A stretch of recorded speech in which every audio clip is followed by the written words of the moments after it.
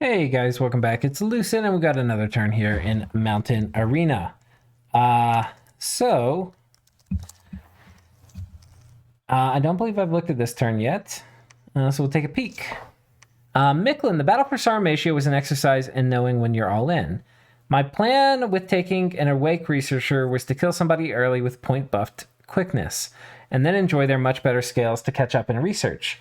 And that plan requires committing a ton of cap-only mages offensively, enough such that losing them might be very hard to recover from. Thus, I've been delaying taking 2 turns been delaying taking the 2 currently independent provinces in my area in order to funnel every military resource I could to Sarmatia's capital. I imagine you noted this, but the battle was very close. While only about 50% of my jaguars died, 75% of my quickened jaguars died. I don't think I noticed that part, but that would make sense because the quickened jaguars are probably going to be at the front of the formation. I think if that last party of rain priests and Mictlan priests with 12 club sword jugglers hadn't made it, I'd have lost. And the scripting detail, like putting the jaguars on my best commander in box formation for the extra +1 morale to reduce repel, was likely important. My people celebrated our victory by burning down the capital's lab. Well, that's shitty. But I guess if you evacuate your capital, it's not so bad. Research after this turn will be Alt 4, Blood 4, Evo 1. All else zeros. I'll be doing Blood Fecundity to preserve my cap's recruitment points next turn and start making Ocelotls. I have less of a blood economy and less site searching done than in my tests, but none of that matters compared to actually winning one's first war. Niflheim and I had agreed to split the Sarmatia lands with no specifics pre-discussed, so that will be a negotiation. My guess is that his Jarls cannot tank quickened jaguars, and he's at war with Vanheim, whose bless counters the Ara part of the Nifl build, so I have a strong position if he gets greedy. I was actually kicking myself before this turn, that if Sarmatia had been pushing for hard for Enchantment 5, I could be in big trouble. While I plan to deal with Skelly spam using Body Ethereal to get through the walls, Foul Vapors could kill all my units. Anari didn't do Raise Dead off script, so I expect Enchantment 5 is out of reach before I storm the fort. Still, I'm regretting not having marched a pile backstage of my backstage crew closer to the front to accelerate the siege.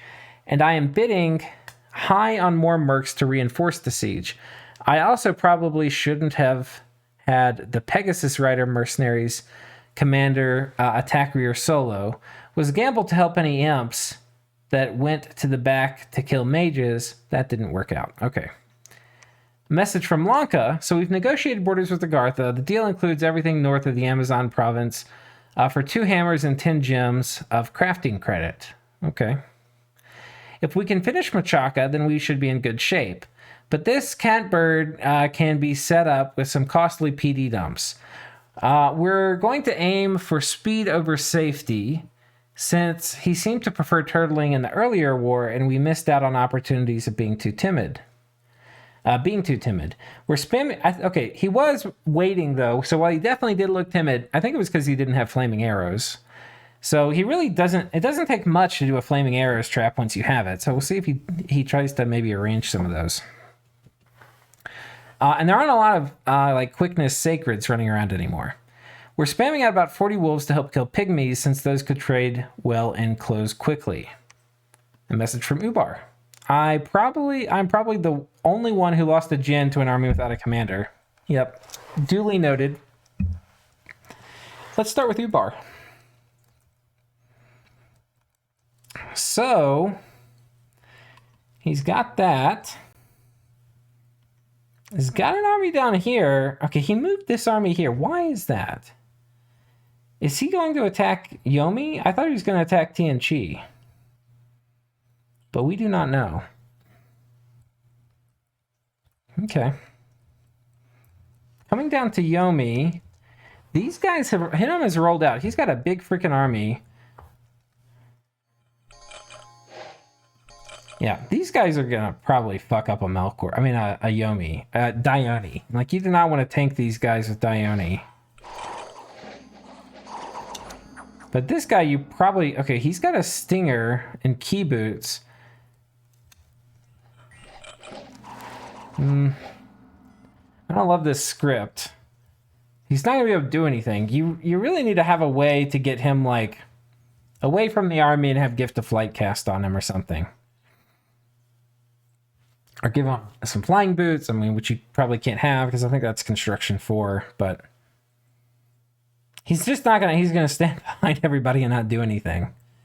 So, you know, you can have somebody else bless him, you can have him do Iron Skin, and then have him run in, or Stone Skin, or whatever. But I think you want him in the front. I don't think you want him in the back. Yomi's backing off, potentially sensing that Ubar's about to attack him. Yomi attacks Hinam here with a small contingent of dudes, but Hinam has found a barb province, and so he's done a PD dump. And these barbs don't fuck around. Yeah, they pound the shit out of these mercs. And there's Onishugo here.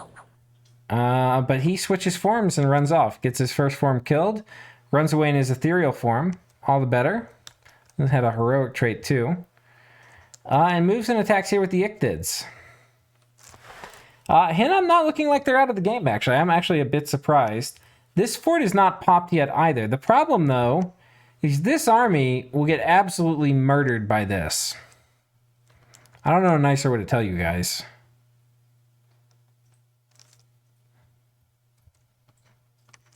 I mean, let's say there's 30 more guys in the fort.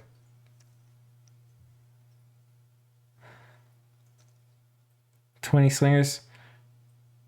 7 archers. 16 of these big archers. I mean, this is going to cause attrition to TNG, but I think this army, I think TNG is just going to crush this. You just, like, those Warriors of the 5 elements are going to kill things so fast, and they have really high defense stats. There's not enough ranged units to really kill things. So I think we're going to have a very entertaining battle here next turn. And Yomi's evacuated, so there's really only one way for Hinam to go. And I'm pretty sure he's going to crash into TNG and lose. I don't know what else you do. And there's not a lot of mage support. There's not really anything that can swing this in Hinam's direction. And my intuition is wrong sometimes, but I don't think it's wrong about this. I think these guys are going to get torn to fucking pieces.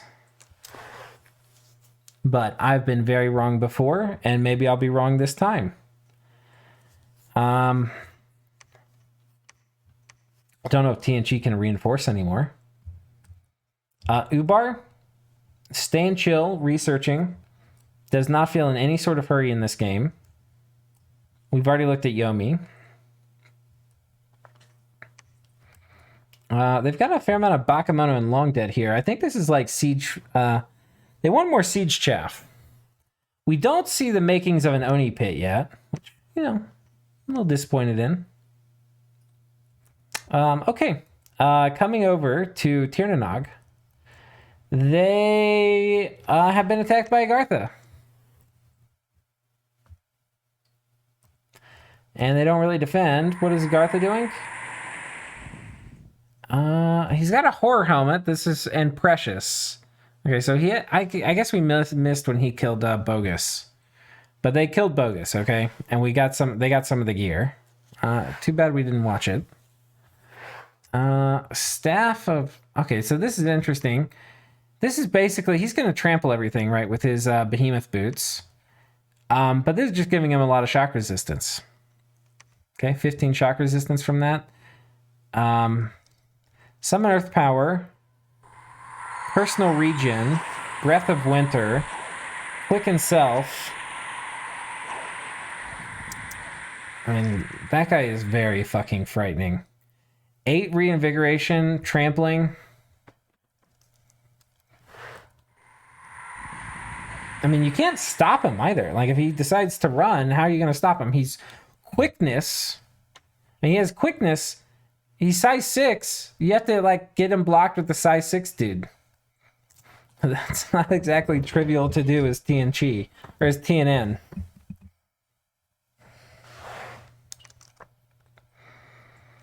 Again, he's moving him with... Okay, I understand this, right? Like, maybe you could solo thug him, but the army's going to support him. No, I actually think this actually is a good army super combatant because he's going to be out in front running around.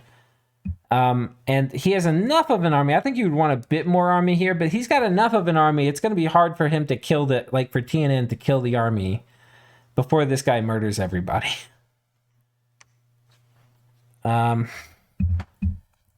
we'll have to see what happens, but I'm really interested to see what TNN comes up with to deal with this. Because he's known what's happening, right? Like, he's seen the god before, he's lost some bumps to it.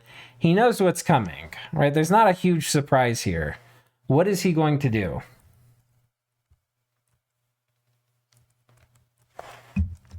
Yeah, and he's moving this way to just clear up this line of stuff.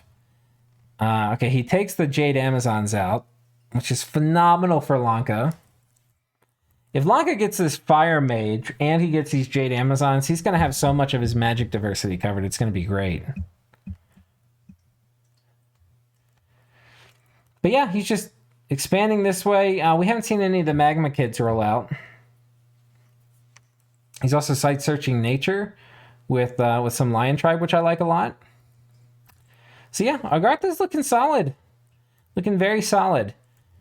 But they're not... This is like a low commit... I mean, not low commitment, but it's not a super high commitment attack against TNN. You know, he's got his god in there, yeah, but these are like small squads. Compared to, like, look at what Mictlan did. Like, Mictlan all-into the shit out of Sarmatia.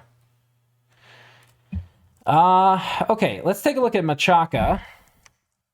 He rides his little lion out this way. He's meanwhile pulled most of the archers back to his cap. And he's preparing for a last stand here.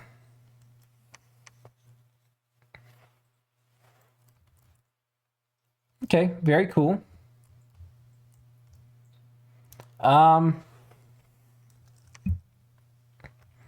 Mictlan takes this. Niflheim's coming south to take this. This fort's under siege. Not much is happening over here with Mictlan. They take this province finally, which they had negotiated with Vanheim. Which is a very nice province.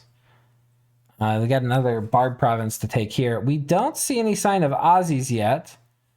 We don't also see any sign of blood fecundity, but I guess he's maybe casting that this turn.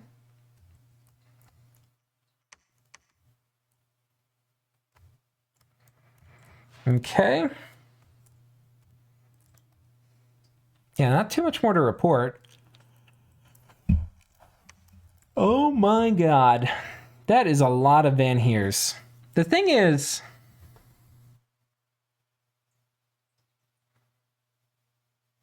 Okay. I don't know if you... Especially like 3 Nifl Jarls, who he's probably going to have. Like, can you get through 3 Nifl Jarls with these guys? I think... Look, I'm just going to go out and put it out there. I don't think you will with these Van Heers, because they're not going to go berserk. And they just, without berserk, they're not going to be able to kill these guys. You're going to have great swords of sharpness. If there aren't anti-super combatant thugs in here, I don't think Vanheim's going to take this. And Ballin, if you run this army into these Nifl Jarls without thugs that have great swords of sharpness that you can make with your steel ovens, I'm going to send a very mean present to your house. Or something. I mean, for shame, Ballin. Do not do this to me, okay? Do not do it.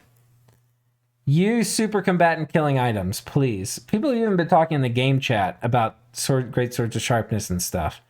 You have many options. Pick one.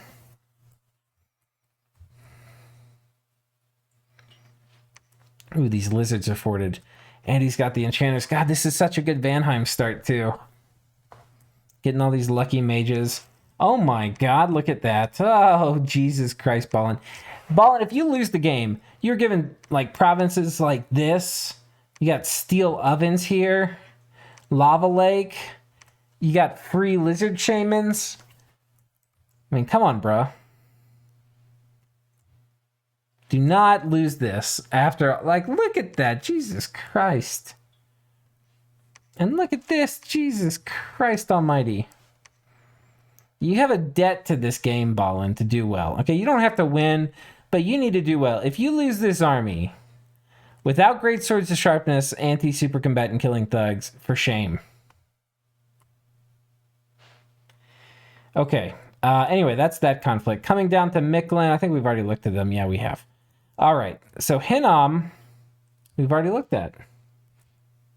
I think we're back to the start.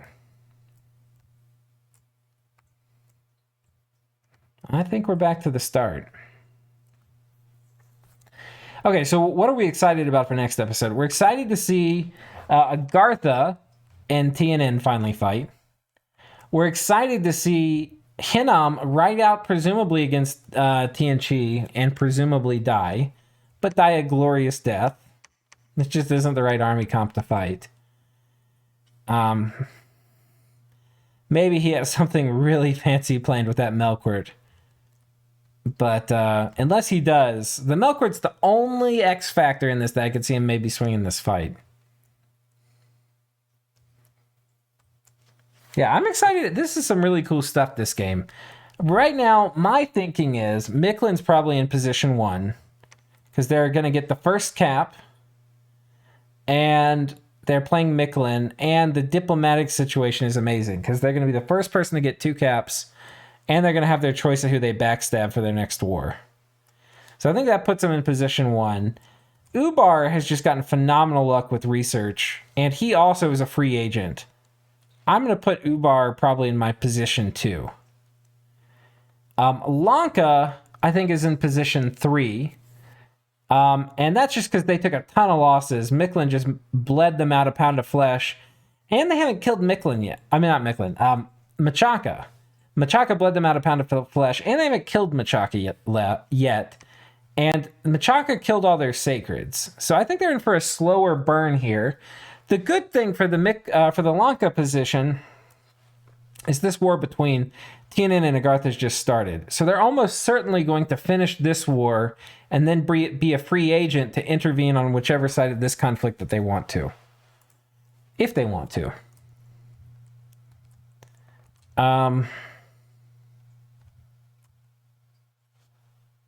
Yeah, I don't know what to say beyond that. I think it's a little hard to call. If TNT wins this thing clearly, which it seems like they probably will, they're going to need some more reinforcements. They could be maybe next. Let's take a look at the graph, see what the graphs say. Province-wise, it says Niflheim's in position 1. I don't agree with that. I mean, they probably have the most provinces, but I don't really love the Niflheim position that much. It's Vanheim, I think, that's next. I don't love the Vanheim position. Well, no, the Vanheim position is really good. Balin should win. Where is he on gym income? Oh, gosh. He's number 3, but TNT, Jesus Christ. We're going to go look at TNT in a minute. Okay, wait. Who was I saying was in position 1? I feel like Mictlan is. Okay, Mictlan's tied for 2. And who else was there? I think we had said, I like Ubar. Yeah, Ubar's also tied. Let's look at research. Where's Ubar?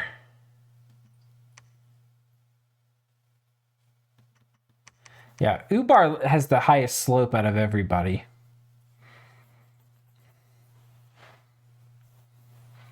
Gym income. God, TNG is crushing it. We have to look at that. TNG may be a much higher position than I thought. Well of Pestilence. Cracked Tower. Yikes. Enchanted Pyre.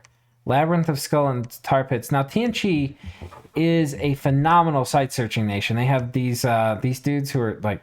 they have a few different guys. But they've got these guys. Amazing site searchers.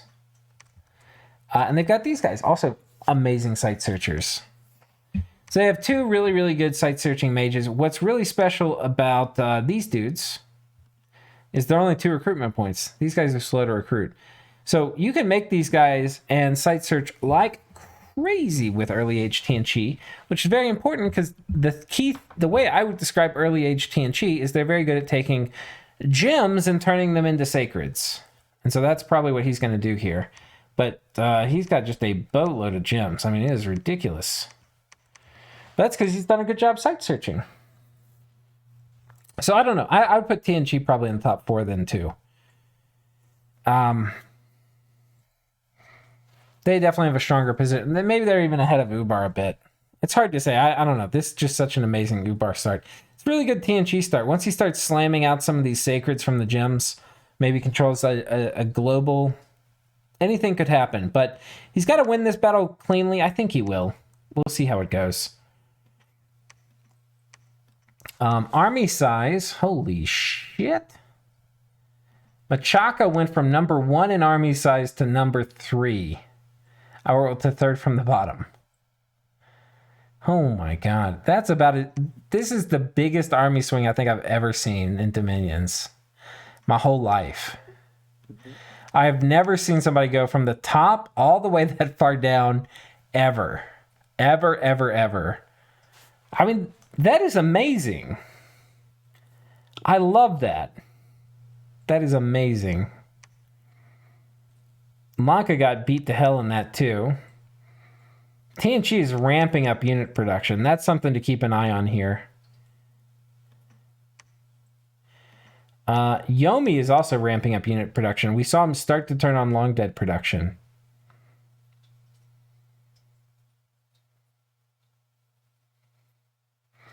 Very interesting. Who's this here at the bottom?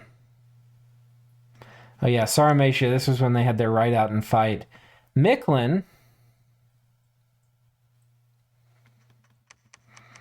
Oh gosh, this was just the tiniest dip for them. They only lost 30 sacreds.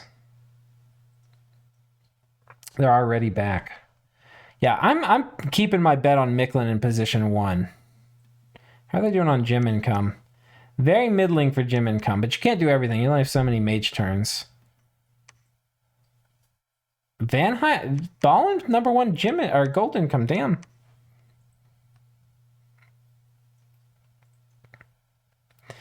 Ubar. Yeah, I like the Ubar position. This is going to be an interesting game. Like, I look at it, there's a few different positions that I'm like, I don't know how you could lose, like, given this. But only one of them is going to win. So it's going to be really interesting to see how it plays out. And you know, like, we've never really played a game on this map before. So it's really interesting watching how the first wars play out. It's going to be super interesting watching how the second war plays out. I think it's whoever wins their first war in the column is going to be heavily incentivized to mess with people who are trying to finish their war afterwards. So, and then once you have control over a whole column, you're going to be really strong. But then, like, how will the diplomacy work? How will people like join up to attack you? I'm excited to see how it all plays out, and I look forward to watching it with you next time. Tune in for turn 20, and until then, take care.